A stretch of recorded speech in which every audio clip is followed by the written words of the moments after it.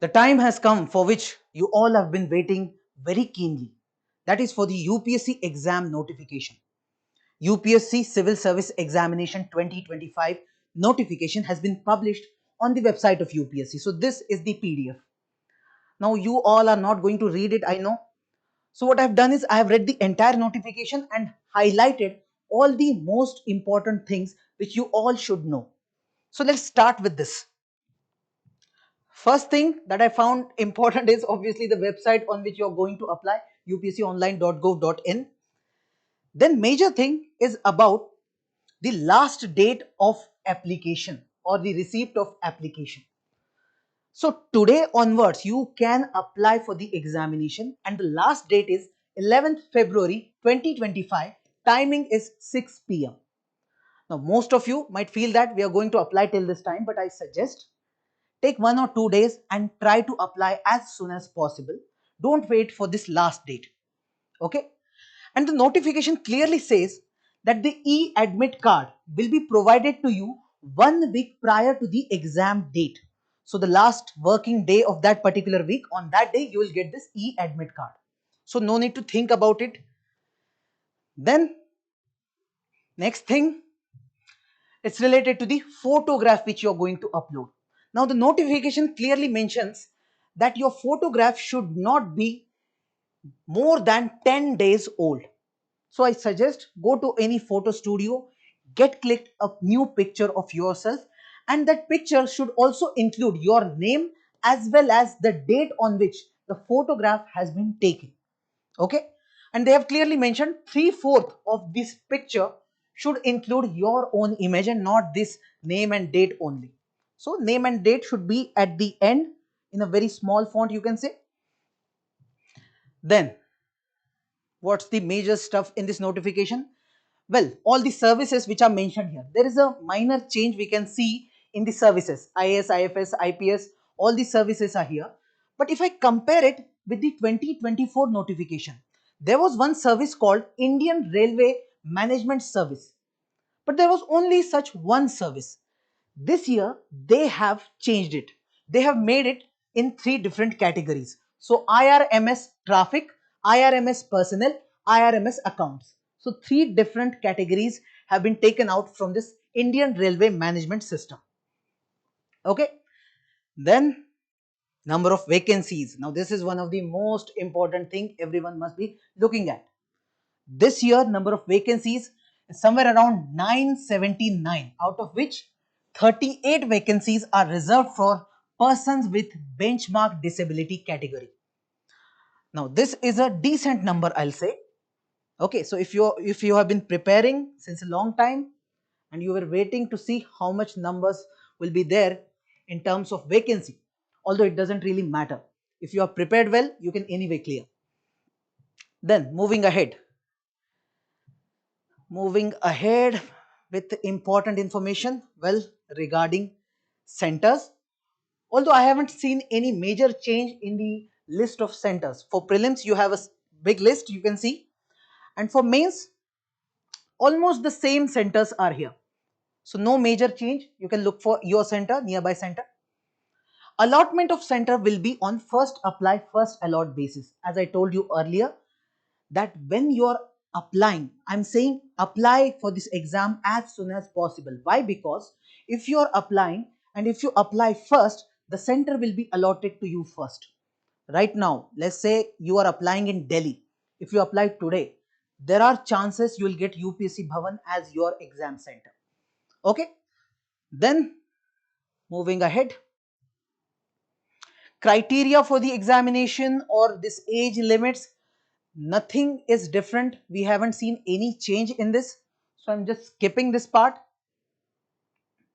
Number of attempts same, medical standards same, no change in the notification. Now how you're going to apply, this is an important part. Now first thing, you will reach out to this website upsconline.go.in. The form you are going to fill will be in total 4 stages. Now the first stage is very important, which we call as one-time registration. So all of your details will be registered in this one-time registration form. And this is something you're going to do only once. Once you have done that, next year you do not need to fill this detail. This information will be stored with UPSC database for your lifetime. Okay. So once you're done with one-time registration, then you have to go ahead with final application of the examination.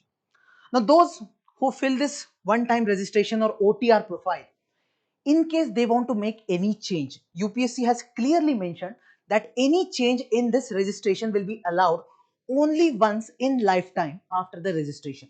So you can do it only once. So I suggest while filling up this part, be very cautious and be very careful. The last date for modification of this one-time registration is 18th February 2025. Clear about this? Now, once you're done with this OTR, one-time registration, the remaining part of the notification when you're filling it, there is a timeline for the modification. If you want to modify, that will be done within this timeline. 12th February till 18th February. Total 7 days are given for the modification of application form. And a special notice for persons who are already in government service, in case they are attempting this examination, they have to clearly notify that thing to the head of their department in their job, and they have to submit an undertaking regarding the same. This is required. Now, moving ahead, anything new?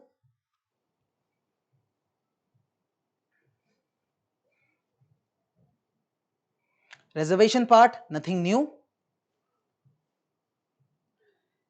Change of category, nothing new. Now, scheme of examination. Now, there is no change in the pattern of examination or the subjects, let's say for prelims or mains. I don't see any difference as such. The pattern is exactly the same. Subjects are exactly the same. One thing is different. This time what they have said is when you apply for this service preference, earlier it used to happen that after the mains results are announced, after that you used to fill DAF2 form. In that you used to provide the service preference. This time they have changed the mechanism. They said that once the prelims results are announced, after that how many days? Total 10 days are given. After the prelims results, within 10 days, you will be provided with the option to give your service preference. So this is something unique, I would say. And second unique thing is for the mains examination. Earlier there was no fees as such. Only prelims fees was 100 rupees. Right now we see in this notification for prelims you have 100 rupees fees. For mains also separately you will be paying 200 rupees of fees. So this is something new this time. Okay, apart from that, as I said, all the subjects are more or less the same. Now I'll directly go to the last page if I can go. So 157. Okay. So before all these undertakings and all, I just want to show you this last page wherein even UPSC has tried to summarize all the points of the notification. First of all four parts of the online application form, OTR, then the application form, then you will be filling the DAF, which is detailed application form, and then you will be paying the fees, your photograph, your signature, and the exam center selection. Then fees is mentioned. For photograph, one more thing is mentioned that the image should be between 20 KB and 300 KB. So there will be many platforms through which you can do this. Image reducer it is called. So you can reduce the size of the image and make it in this size limit only. Then for the ID card, you will have option for Aadhaar card, voter ID, PAN card, passport, driving license, any of that you can use. There's no restriction as such. So these are the major points regarding this notification. I suggest you should get ready now, prepare well, and get ready for the prelims. Thank you so much.